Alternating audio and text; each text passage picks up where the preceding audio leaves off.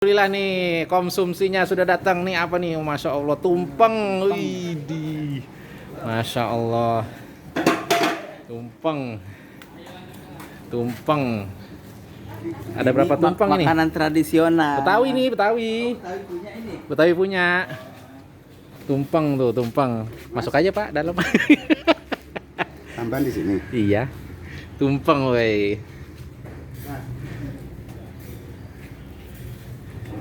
Nih makanan khas Betawi nih, tumpeng Betawi. Ya Bu ya, tumpeng Betawi kan Bu? Iya, wah.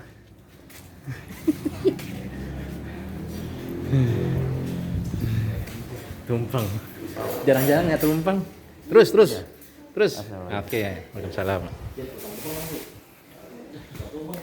Hati-hati Bang. Ya Allah, ya Robbi, Afan Bang ya. Ya siap.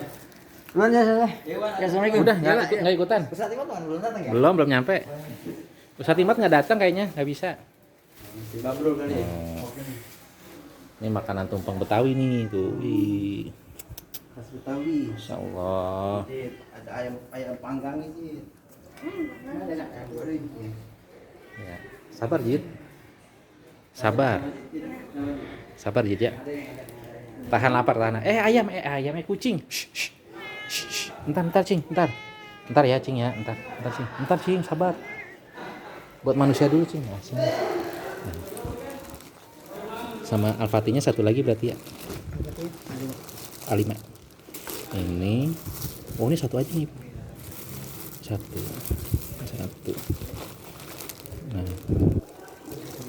Satu juga. Dah. A5. Sekarang ya? Hah? Bebas.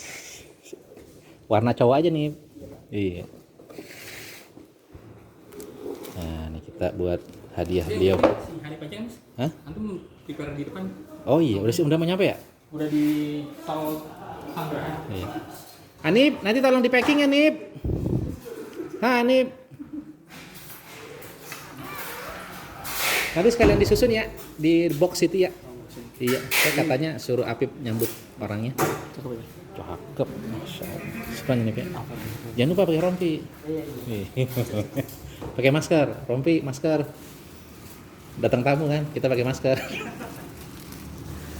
Oke, dikit lagi katanya mau nyampe nih beliau. Katanya harus siap-siap. Bentar. Makanannya sudah nyampe. Mana sendal saya ya? Oh, sendal saya kemana? Apa Tan? Hah? Ada rompi bisa dipakai nggak, coba Notan? Tanya, ada rompi yang bisa dipakai nggak gitu? Di situ tanya di apa, David. Dari sendal.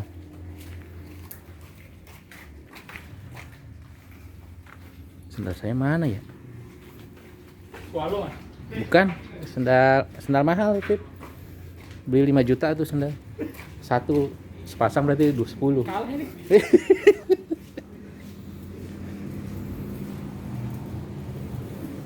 Oh, di sana. Habis.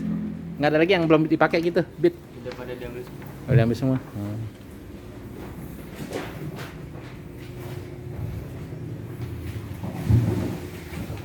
Ya, kita cut dulu menyambut kedatangannya. Dikit lagi nyampe katanya.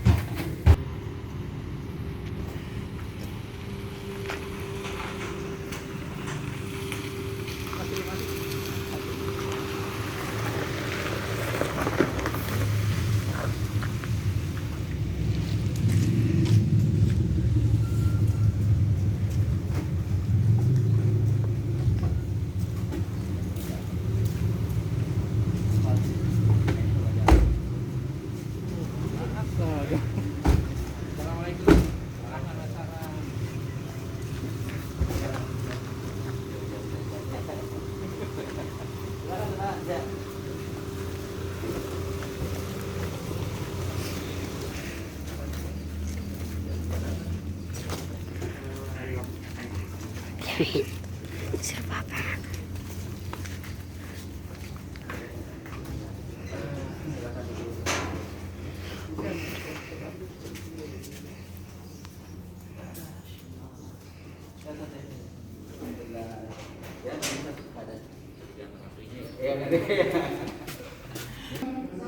Ya, kita sekarang melanjutkan ke podium acara karena Kak Baim sudah sampai.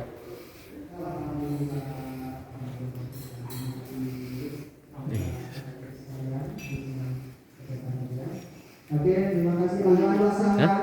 Di situ aja. kepada Kakak Ibrahim Elha di kantor sejuk ini. Rekamin lagi deh. Kan belum maksimal.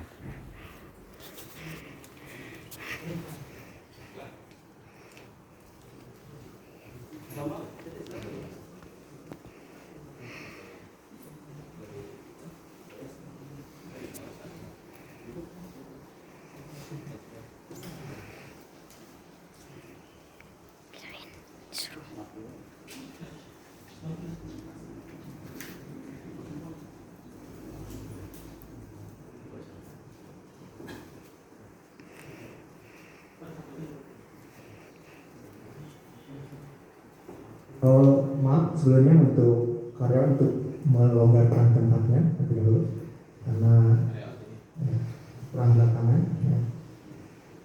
Untuk kakak.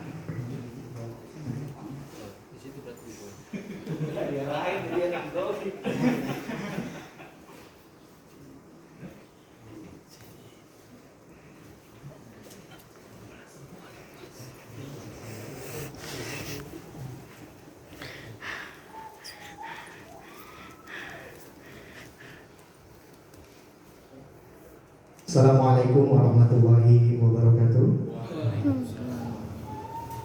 Alhamdulillahirabbil alamin. Nahmaduhu wa nasta'inuhu wa nastaghfiruh wa na'udzu billahi min shururi anfusina wa min sayyiati a'malina wa may yahdihillahu fala hadiya lahu wa la mudilla lahu. Allahumma shalli ala Muhammad wa ala ali Muhammad kama shallaita ala Ibrahim wa ala Ibrahim wa barik ala Muhammad wa ala ali Muhammad kama barakta ala Ibrahim wa ala Ibrahim fil alamin innaka Hamidum Majid. Amma ba'du. Apa kabar semuanya? Apa kabar semuanya? Alhamdulillah baik tentunya. Semoga selalu diberikan kebaikan dan keberkahan oleh Allah Subhanahu wa taala. Dan tentunya perkenalkan saya Yunus selaku pembawa acara di sini dan selamat datang di acara motivasi membaca dan menghafal Al-Qur'an bersama Kak Ibrahim Elha, Qori Muda Indonesia. Selanjutnya mohon kepada Mas Bam selaku pembina sejuk untuk memberikan sambutan singkat. Waktu dan tempat kami persilahkan.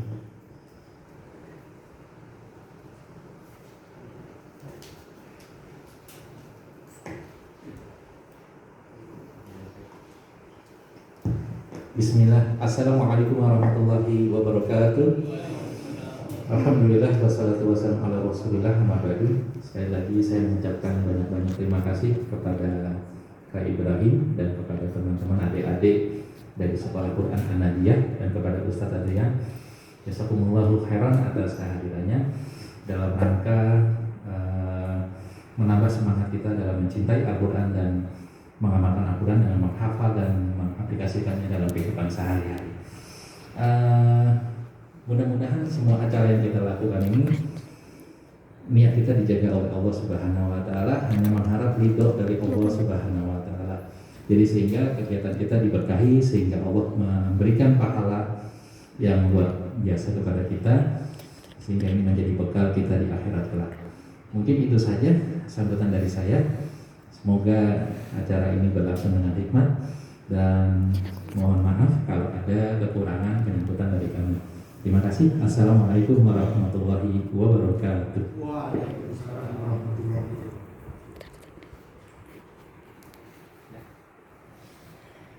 Terima kasih kepada Mas Bang atas sambutannya. Mudah-mudahan apa yang disampaikan dapat bermanfaat bagi kita semuanya.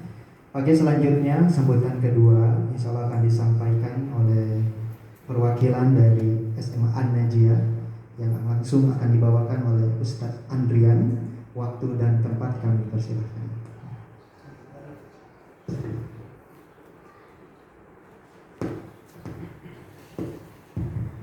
Assalamualaikum warahmatullahi wabarakatuh.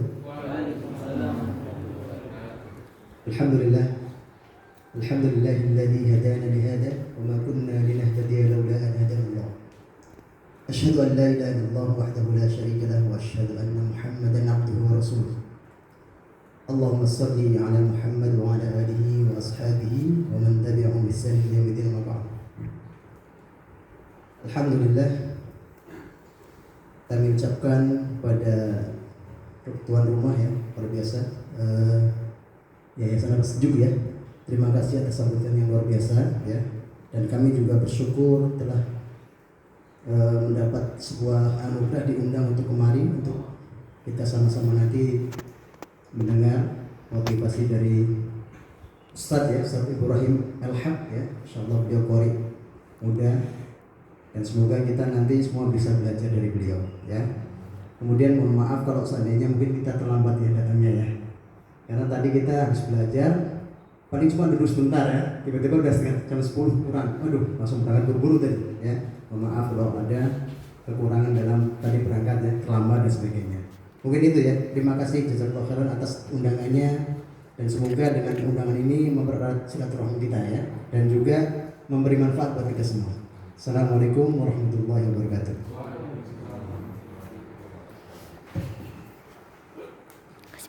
Oke, terima kasih kepada Ustadz Andrian atas sambutannya. Mudah-mudahan apa yang disampaikan dapat bermanfaat bagi kita semua tentunya. Oke, biar gak tegang, tadi sudah ada yel yang kasih rangka, biar gak tegang ya. Kita sebut yel dulu. Ayo baca Quran. Semangat kali lagi. Ayo baca Quran. Semangat berbagi bersama. Masya Allah, luar biasa. Oke, dan sekarang kita masuk ke acara inti, yaitu motivasi membaca dan menghafal Quran. Oleh karena itu kami mengundang kepada Ustadz Ibrahim El-Haq tentunya untuk maju ke podium.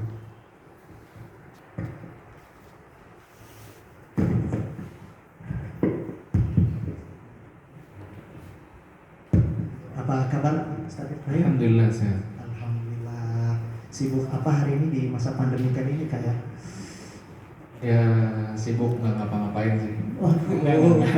Ya sibuk kegiatan pribadi aja. Kemarin saya di di Balikpapan ngajar santri karena di sana kan di pondok pesantren. Terus setelah itu saya ke Bali rekaman di Amar TV. Terus sekarang di Jakarta buat persiapan berangkat ke Yaman insya Allah. Masya Allah, mudah-mudahan perjalanannya dimudahkan oleh Allah SWT. Amin. Jadi mungkin kalau ada yang belum tahu ya, adik-adik sekalian, Ustadz Ibrahim ini adalah seorang penghafal Quran dan qori muda yang sudah hafal 30 juz di usia berapa ya Pak ya? Saya selesai setoran 30 juz di usia 16 tahun. Masya Allah, di usia 16 tahun, Masya Allah. Allahu Akbar. Masya Allah. Selain penghafal Quran juga, beliau juga aktif di program Islami ya, media Islami itu contohnya di Amar TV, betul ya. Nah, untuk menjadi penghafal Quran tentunya juga tidak gampang gitu ya, butuh perjuangan gitu kan. Gampang? Gampang. Gampang. Kalau gampang motivasinya gimana sih Ustaz? Biar kita ini mudah gitu baca Quran. Ya Allah Subhanahu wa taala firman sebelumnya. Bismillahirrahmanirrahim. Ala Rasulillah. Assalamualaikum warahmatullahi wabarakatuh. Waalaikumsalam warahmatullahi wabarakatuh. Ya, adik-adikku sekalian, teman-teman sekalian, bapak-bapak sekalian yang dirahmati oleh Allah Subhanahu wa taala. Jadi, jangan pernah menganggap menghafal Quran itu sulit. Karena udah ada jaminan dari Allah Subhanahu wa taala, "Wa laqad yassarnal Qur'ana lidzikri fahal min mudzakir." Allah Subhanahu wa taala firman, "Wa laqad yassarnal Qur'ana lidzikri." Dan sungguh telah kami mudahkan Al-Qur'an itu untuk al-dzikr, untuk diingat. Fahal min mudzakir, ada enggak orang yang mau mengambil pelajaran ya? Tinggal kitanya mau atau enggak. Karena menghafal Quran itu, belajar Al-Quran itu adalah mudah bagi yang dimudahkan oleh Allah Subhanahu wa taala. Jadi jangan pernah minder, wah hafalanku nggak kuat Kak, gitu kan. Hafalanku lemah, aku nggak ada waktu, aku terlalu sibuk. Nggak usah minder. Kalau kita mau mulai, insya Allah dimudahkan oleh Allah Subhanahu wa taala. Kalau kata Ustaz Lukman Hakim kan, kalau ada niat pasti ada jalan. Kalau nggak ada niat pasti banyak alasan. Gitu. sekalian itu motivasi bagi kita semuanya. Jadi harus yakin tentunya Kak ya. Harus yakin dan harus mulai. Harus mulai. Yakin doang kagak mulai-mulai, insya Allah nggak bakal hafal. Wah. Jadi adik-adik semuanya kalau kita yakin dan harus mulai, insya Allah kita mudah menghafal Quran itu ya. Insya Allah. Insya Allah. Oke, selanjutnya Kak ya, kita dengar selain menghafal Quran kan pastinya membagi-bagi waktu gitu kan. Untuk misalnya dia ada yang hobi, tentunya Kakak Ustadz itu kan hobinya saya lihat main skateboard gitu kan. Terus cinta alam sejati begitu juga. Itu untuk membagi waktu sama menghafal Quran itu gimana gitu ya Kak? Insya Allah nggak sulit ya. Yang penting adalah kita harus prioritaskan Al-Quran. Adapun yang lainnya hanya sampingan saja. Jadi sediakan waktu khusus untuk Al-Quran. Jangan sisakan, hanya gunakan waktu sisa doang untuk Al-Quran. Kalau ada waktu baru menghafal Al-Quran. Enggak, tapi sediakan waktu khusus untuk belajar Al-Quran. Meskipun itu cuma sedikit, misalnya 15 menit doang, nggak apa-apa. Yang penting istiqomah. Karena Rasulullah SAW sabda, ahabbul a'mali ilallah apa? Adwamuha wa in qalla. Amalan yang paling dicintai oleh Allah SWT itu adalah yang paling dawam, yang paling istiqomah, continue. Meskipun itu sedikit, nggak apa-apa. 15 menit tiap hari kita belajar Al-Quran, nggak apa-apa. Karena Allah SWT firman, alima an sayakunu minkum mardo. Allah itu tahu bahwa di antara kalian pasti ada yang akan sakit lah. Wa akharuna yadribuna fil ardi yabtaghuna min fadlillah. Atau yang lain misalnya yadribuna fil ard, sedang bersafar ke mana-mana, yabtaghuna min fadlillah, cari nafkah, atau lagi jalan-jalan ke gunung, atau lagi main skateboard, lagi sibuk apa, lagi sibuk di kantor, lagi sibuk belajar, ya kan? Wa akharuna yuqatiluna fi sabilillah. Atau yang lain sedang berperang di jalan Allah SWT. Misalnya para volunteer di Sejuk lagi sibuk untuk berdakwah, lagi sibuk untuk berbagi, ya kan? Allah tahu kita ini ada kesibukan. Apa kata Allah SWT? Faqra'u ma tayassara minhu. Bacalah yang mudah dari Al-Quran. Apa sediakan waktu, walaupun sedikit, yang penting kita sediakan waktu khusus untuk belajar Al-Quran, ya kan? Istiqomah, yang penting continue, insya Allah dimudahkan oleh Allah SWT. Tinggal kita pintar-pintar saja mengatur waktu kita dengan baik.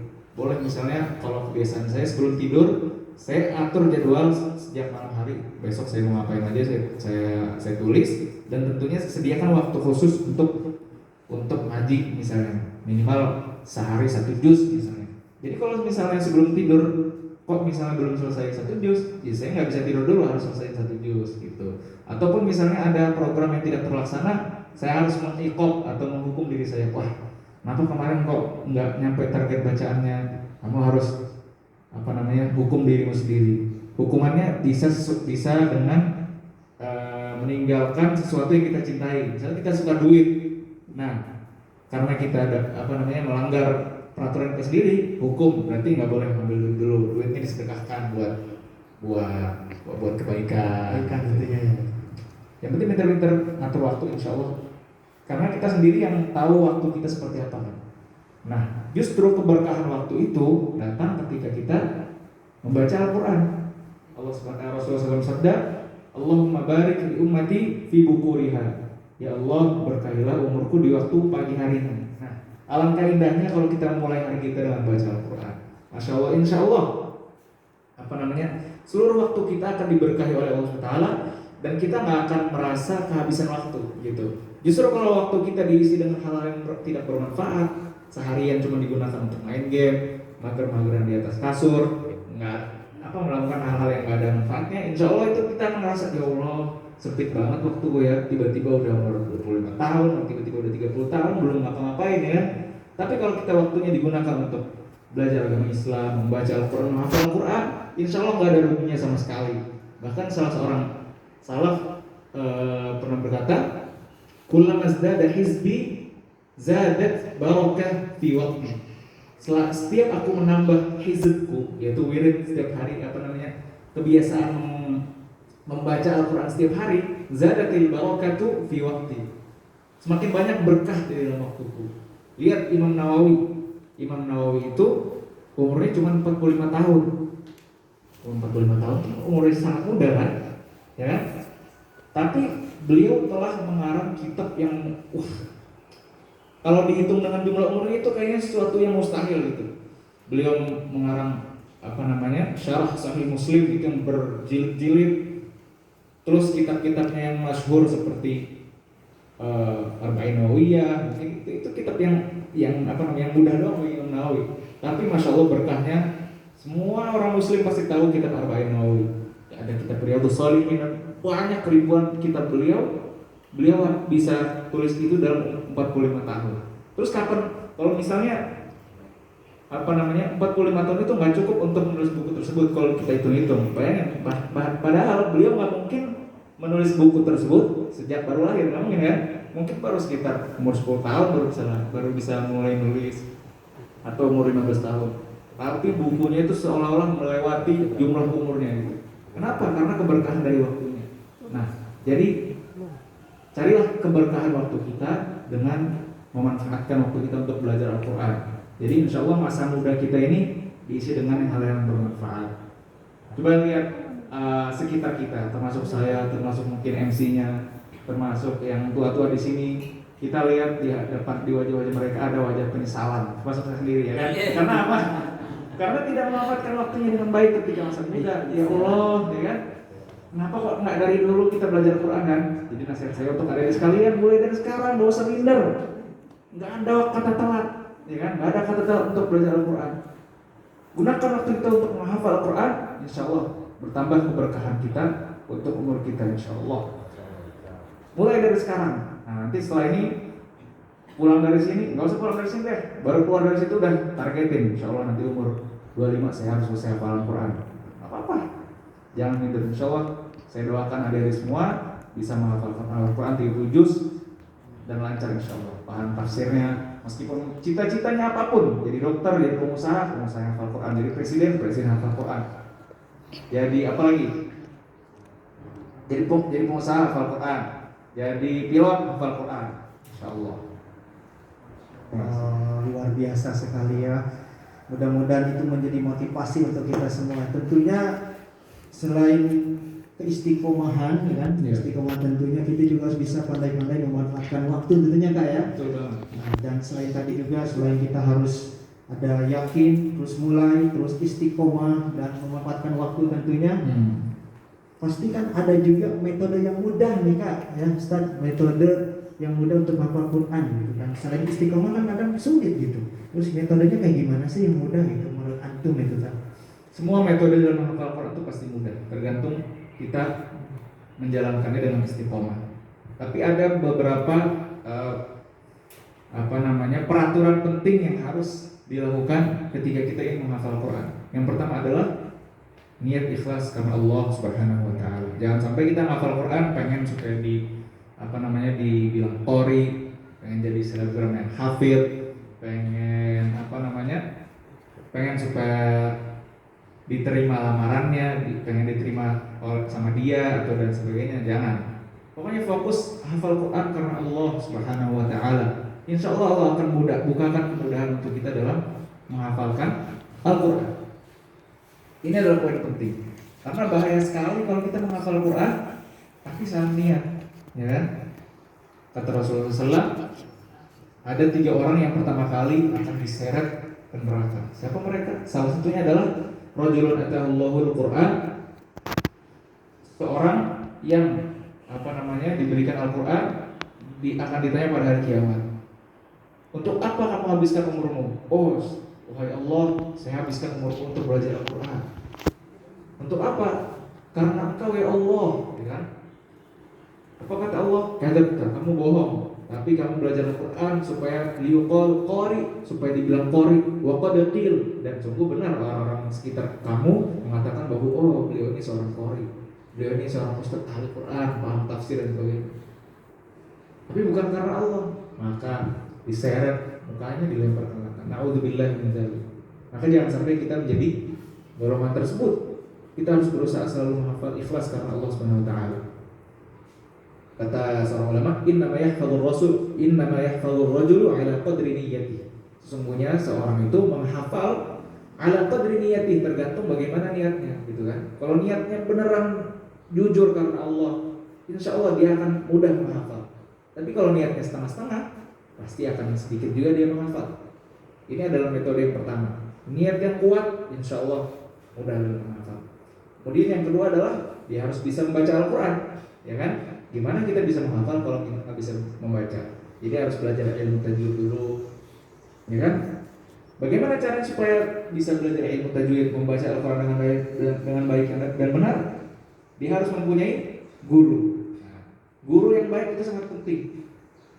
Nah, Al-Quran ini tidak bisa dipelajari dengan otodidak, karena kita lihat sejarahnya Al-Quran. Rasulullah SAW nggak belajar sendiri, beliau bertalaki dengan malaikat Jibril.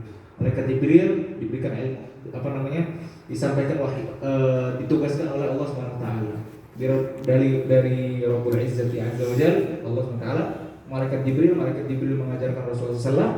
Rasulullah SAW mengajarkan para sahabat, para bersambung sanatnya. Para sahabat mengajarkan para tabi'in mengajarkan tabi'ut tabi'in mengajarkan ulama setelah beliau, setelah mereka, sampai kepada kita. Ilmunya nyambung, ilmu Al-Quran nyambung. Artinya apa? Nggak bisa dipelajari dengan otodidak atau di YouTube begitu saja. Mungkin bisa dipelajari tapi nggak maksimal, ya kan? Jadi butuh yang namanya guru, supaya guru itu bisa mengajarkan bagaimana melafalkan Al-Quran dengan baik dan benar, dan juga guru itu bisa memotivasi kita dalam menghafal Al-Quran. Gitu. Kita harus mencari guru yang baik. Dan walaupun kita sudah mendapatkan guru yang baik, kita juga harus menjadi guru yang baik dengan untuk orang lain. Khairukum man ta'allama al-Qur'ana wa 'allama. Sebaik-baik kalian adalah yang belajar Al-Qur'an, kemudian dia mengajarkannya dengan baik dan benar. Itu. Jadi butuh guru yang baik. Nggak bisa belajar Al-Qur'an otodidak. Nah, dengan guru juga, kalau misalnya kita lagi futur, ya kan? Karena ada ustadz yang tahu kondisi kita bisa disemangatin lagi. Ayo dong, kamu nih udah berapa udah berapa lama nggak belajar lagi? Itu juga keuntungan kita punya guru yang baik. Kemudian yang selanjutnya adalah mempunyai teman-teman yang soleh. Nah, teman-teman yang soleh ini yang memotivasi kita untuk bisa istiqomah dalam menghafal Al-Quran, istiqomah dalam beramal soleh. Kalau kita lagi futur, lagi nggak semangat. Oke, gitu dulu ya. Sementara karena udah terlalu panjang. Assalamualaikum warahmatullahi wabarakatuh.